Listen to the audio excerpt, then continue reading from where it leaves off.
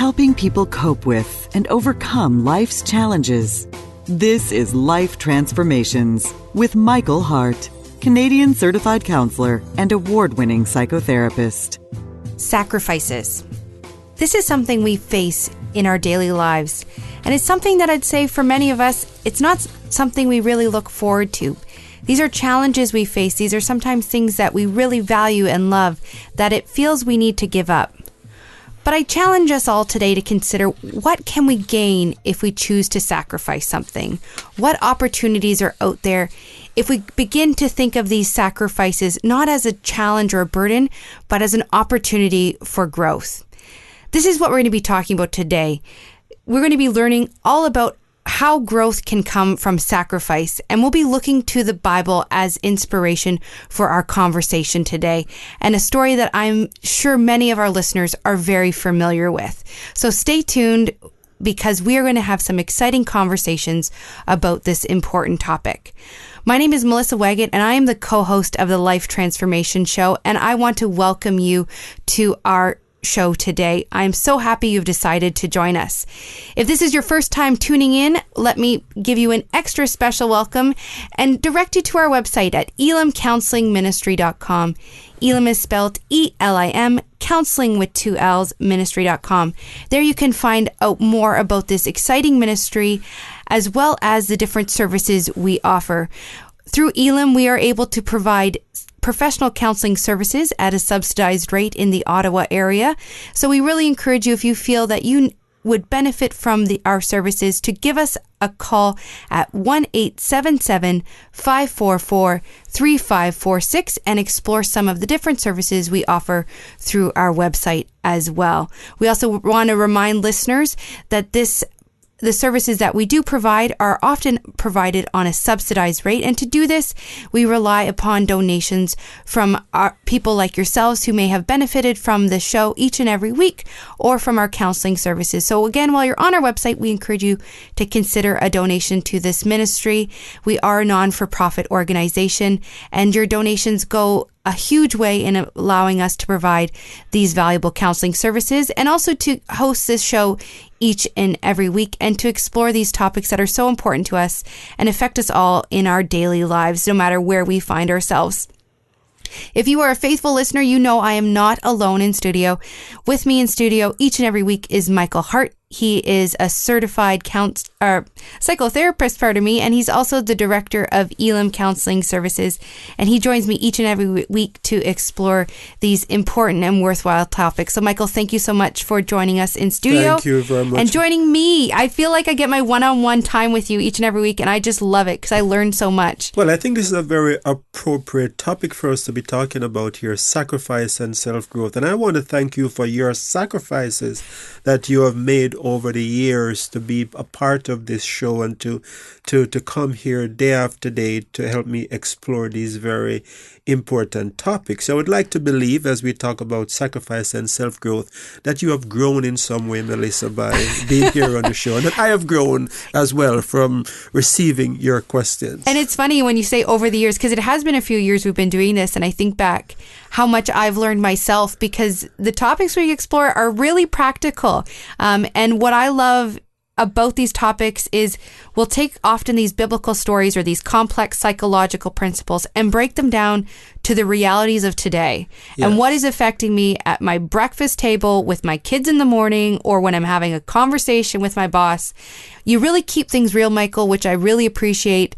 And you make it in such an accessible way that I think we can apply these pearls we learn each and every week to our lives, like right this minute. That next interaction you're having with someone who may be that difficult person in your life.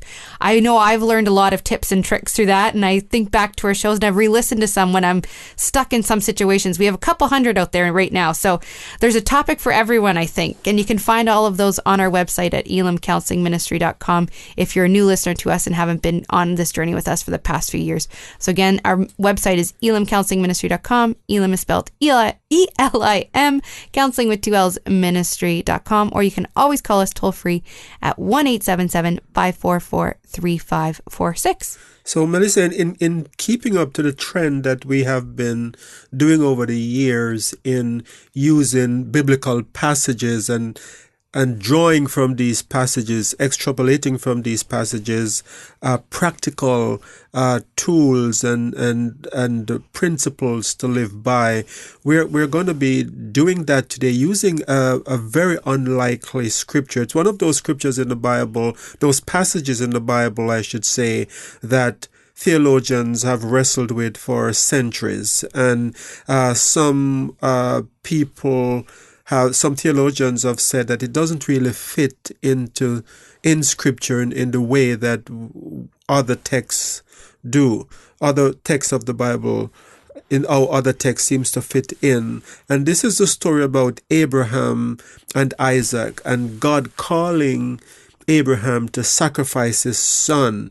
In other words, to kill his son on an altar as a way of sacrificing to God. Well, the good news about that story, for those of you who might not be familiar with the Bible, is that God stopped Abraham at the point of when he had raised the knife to sacrifice his son. So one of those bizarre stories where God called him to sacrifice his son, but at the point that he was about willing and decided that he was going to take the life of his son out of obedience to God, God said, no, don't do that.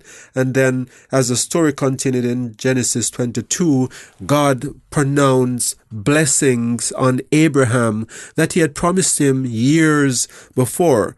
But then this time he used the word, surely I'm going to give you those blessings. So I think there are some gems in this story that we miss when we read it at the surface level.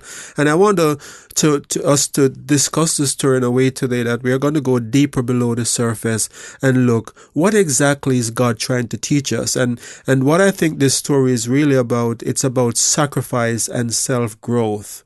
And I think, and spiritual growth and self-growth. And I think there is a way in which when we don't sacrifice and we hold on to things too tightly, it stands in the way of the blessings that God has in store for us. So as you said, Michael, this is a bit of a funny story in how it's described and the dichotomy between loving God and a God that would put someone through this. I often have this image when I think of this story as poor Isaac looking up into the eyes of his dad with the knife over his hand, and how alarming that would be. Right. Absolutely. And as you said, we're drawing from Genesis 22 for those people who would like to follow along. What are some initial symbolism that you've been able to pull out from this story that you've keyed into as, that's a sign there's something deeper going on here, that you've been able to identify in this text?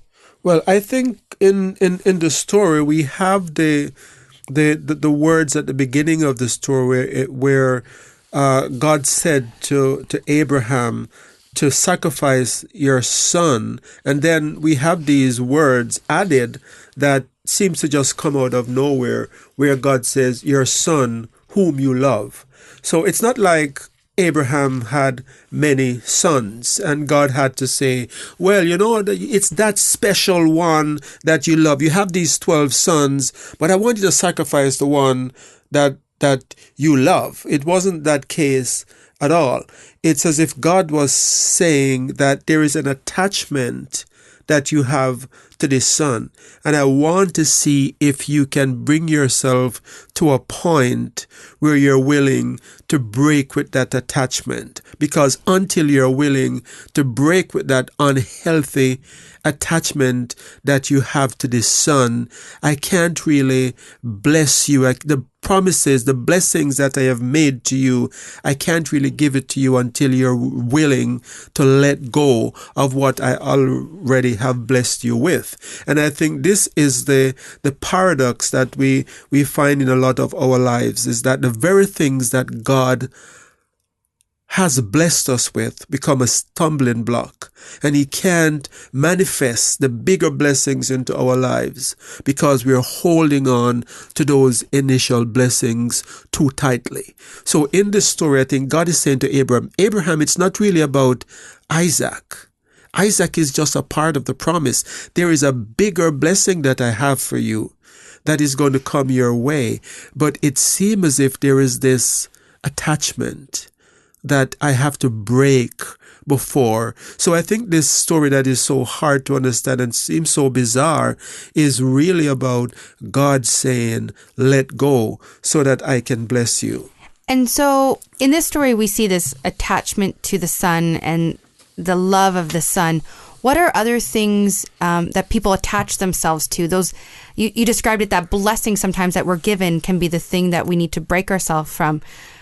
If it's not a son in this story, what are other ways people do this that we may identify with in our life today? Well, I think having counseled hundreds of people, if not thousands of people, what I've come to realize is that sometimes people, for example, in romantic relationships, because they're so much, quote unquote, in love with the person that they have in their lives already, the attachment is unhealthy in a way that because they're not willing to let it go, that relationship cannot grow.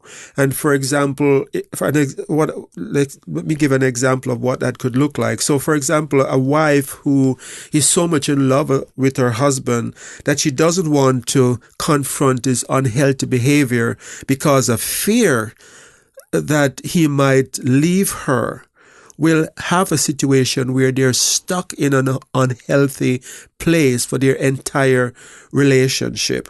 Or vice versa, a man who loves his wife so much that there are things that is happening that is creating havoc with other family members or even havoc in their relationship, but he's just too much afraid that if I stand up or if I speak up, I might lose that relationship.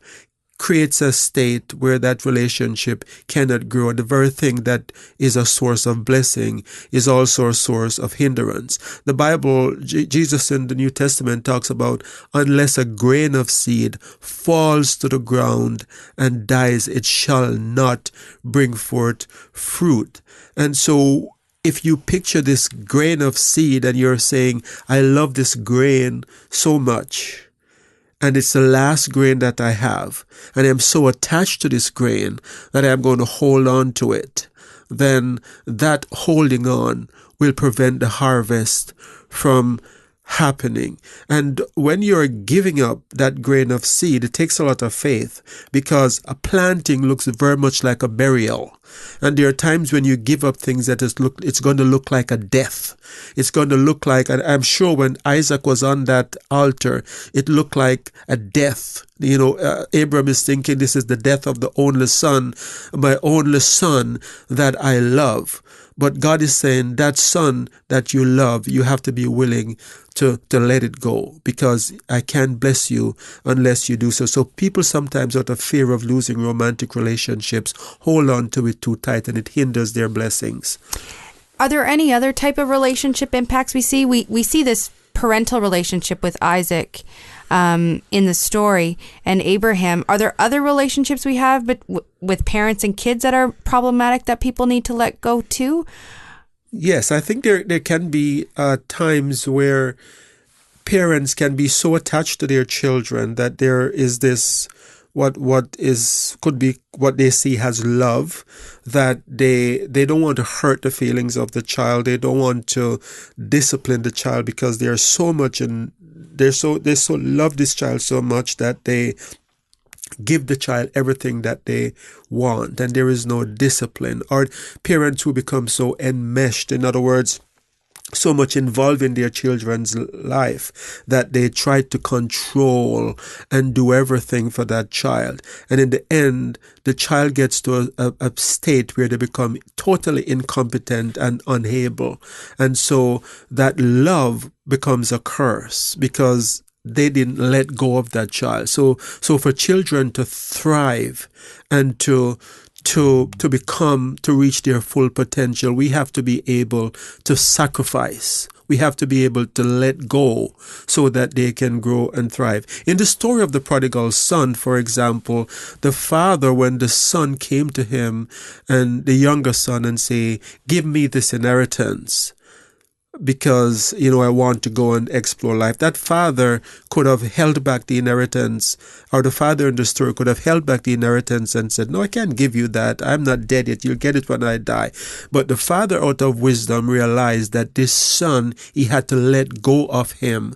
And as the story went, this son found himself outside of his father's presence, came to this place of maturity, came to this place of realization of who he is and what he needed to do in life, came to a healthier place because the father in the story of the prodigal son was willing to let him go, was willing to risk losing that son. Some of us would say, no, I have to protect him. Even though he's an adult, I have to protect him from himself. But the son would not have grown and come to the realizations that he came to in the story if the father had held on too tightly to his son. If you're just joining us, you're listening to the Life Transformation Show.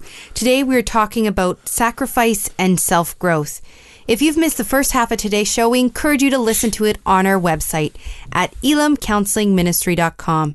Elim is spelled E-L-I-M, counseling with 2 L's, ministry.com. Or you can always call us toll-free at 1-877-544-3546, and we'd be happy to connect you with a copy of today's show. We also want to remind our listeners at this time of our upcoming healing retreat on November 16th to 18th at Providence Point in Lanark County. This is an exciting weekend of growth and renewal, and miracles have happened at these retreats, and this is your opportunity to have that breakthrough you've been longing for. If you want to join us on this weekend, we encourage you to call us toll-free at 1-877-544-3546 or visit our website at ElimCounselingMinistry.com. We hope to see you there. So, Michael, this story continues to evolve. So we just finished talking about how Abraham had to sacrifice the thing he loved for growth. And we've talked a little bit about those things we love in our lives today and the opportunities you've described that can come from just making that sacrifice and those hard choices and the growth that can happen for you as the person making the sacrifice and the people in your life. What other symbolism do we see play out in this story? I think if we think about the symbolism of the lamb caught in the thicket, we're told that Abraham lifted up his eyes and looked, and behold, behind him was a ram caught in the thicket. I think it's very important for us to realize that the word behind him is very important. There's something the author of this story is trying to tell us. Why did he have to say behind him? He could have just said Abraham lifted up his eyes and saw a ram caught in the thicket. But the author goes to great extent to describe where this ram was, and it sort of comes out of nowhere. It's a detail that you could skip over in the story as being unimportant, but I think this is very important because what this means is that Abraham must have passed that ram before on his way to the place of sacrifice. So he missed seeing the ram that God had already provided because his focus was on Isaac, and he was too anxious about letting go of his son, the only son that he loved. And so I think the ram caught in the thicket, to me, is missed opportunities. There are times when we miss opportunities because we're holding on to the things that we love too tightly. There are some of us who have missed opportunities for tremendous opportunities in life because we held on to things like our sleep too tightly. I can't give up my sleep to go and make the sacrifices to train for something that I want to excel excel in, or I can't give up the game that I love to play, the Nintendo or whatever it is that some of us play today. We're holding on to those things too tightly, and we are too focused on them, and we are anxious about letting them go. So we miss opportunities. So Abraham missed that opportunity. But I think also the ram behind him also represents opportunities that God has provisions, I should say, that God has made for us. God had already provided that ram. And if Abraham wasn't so anxious about letting go his only son that he loved, he would have seen that ram, and maybe he could have a conversation with God and say, God, there is a ram here. What's really going on? But he missed it because he was just too anxious about sacrificing his son. But in Genesis 22 verse 9, we are told that there's an altar that he built, and I think this ram goes along with the altar, because in those days animals are sacrificed on an altar. So I think the ram is also symbolic of worship. And what it is saying is that when we are too focused on the things that we love and we are holding on to those things too much, we miss opportunities for worship.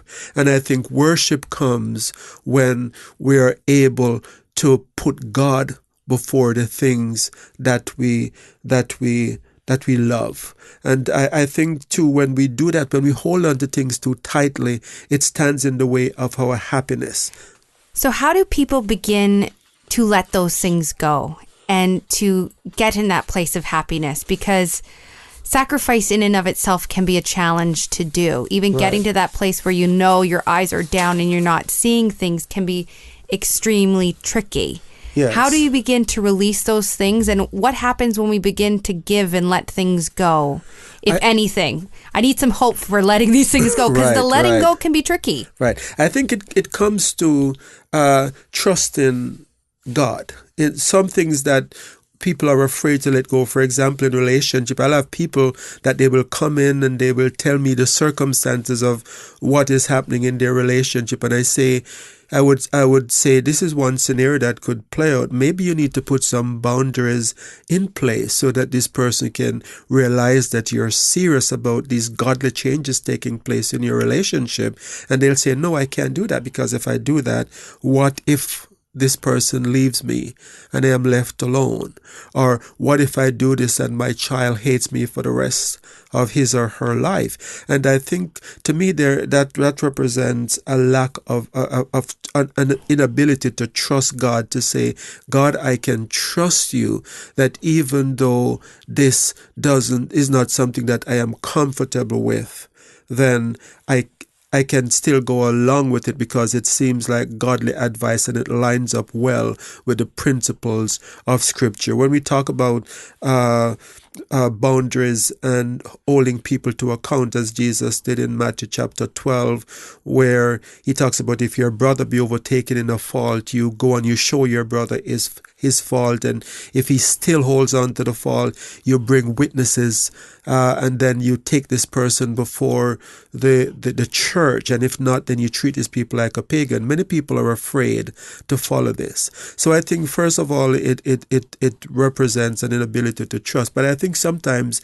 it's a reflection that we're carrying wounds ourselves from our childhood that makes us so afraid of abandonment and rejection, because if we feel we know the pain that we felt in childhood, and if we take this stand, we are so afraid that it's going to feel like that abandonment that we dread so much. So sometimes before we can come to this place, we have to go through a phase of healing for ourselves, where we focus on ourselves and we get well, because only a person who is emotionally healthy that can do the kind of tough love that Jesus talks about in the book of Matthew, where he asks us to hold others to account. I think when we are unhealthy, we make excuses and we spiritualize these things. One one woman who her husband had sexually molested her daughters for many years. When it finally came out, when the daughters were in their late teens, the wife immediately say, "I forgive him." And she took no stance in holding him to account or protecting her daughter. She went directly to "I forgive him." But when we explore this case more fully, a lot of times it's because she has wounds that she hasn't dealt with. And holding him to account is a scary thing.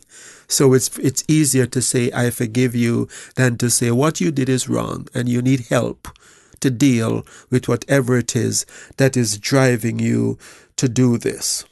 And I think that again speaks so boldly to that things are so much deeper sometimes than what we're seeing on the surface, and the importance of being healthy and whole yourself so you can make healthy choices. What other lessons do we learn from this story, or is there any other research that's out there to support healthy giving and the benefits of beginning to make these sacrifices beyond just the Bible? Yes, there's been a lot of studies that looks into what makes people happy. And interestingly, one of the things that they say that make you happy is giving. Research was done by the University of Zurich, where they recruited 50 people, and they divided them in groups of 25, and they gave each group a sum of money. And for one of the group, they said, "I want you to spend this money on yourself. Just indulge yourself with the money that you get." But for the other group, they said, "Each week that you get this sum of money, I'd like you to go out and to give away some of this money to a charity." And what they found after several weeks of monitoring the mood of these people is that the group who regularly gave away some of the money that they received, that this group was happier. But not only that, they found that the regions of their brain that deals with reward was functioning a lot better than the other group who was holding on tightly to their money. So even the psychological studies are showing that there is tremendous blessing that come from giving. So I think there is a lesson in this story for us, and we're quickly out of time, Melissa, so I might have to wrap up here, but I'd just like to reiterate that sacrifice is linked to self-growth in every sphere of life, and it's also linked to spiritual growth. And there is a sense in which God cannot really bless us, and we cannot really be happy if we hold on too tightly to the things that we love. Immediately after Abraham was willing to sacrifice Isaac, as soon as he raised the knife and God stopped him and said, and he saw the ram, the angels appeared to him a second time and said, "I'm going to bless you. Your offspring is going to be like the sand of the seashore." This was a promise that was already made to him in Genesis 17. But what is very powerful is that when it is made the second time in Genesis 22, the word surely is attached, where God said, "Now surely I will bless you." And the angels of God declared, "Surely I will bless you." And so there's a sense in which something transpired in the spiritual realm. Something happened in the spiritual realm because of Abraham's obedience, where now the blessing that was promised a long time ago is now released. And so I'd like to say to some of you listening to my voice today that there are some principles here that you can follow to reap God's blessing. And there are some things that you're holding on too tightly to out of fear or out of just a sense of loving too much, but God is asking you to trust Him with what He's calling you to do. So we're quickly out of time. If you'd like to hear more about this, please give us a call at 1-877-544. Tell me about the number again. 1-877-544-3546. Or go to our website at ElimCounselingMinistry.com to hear more about this. So until next time, this is your host, Michael Hart of Elim Counseling Services. And Melissa Waggett. Praying together that God would bless you in all your relationships and keep you sound in mind and pure in heart.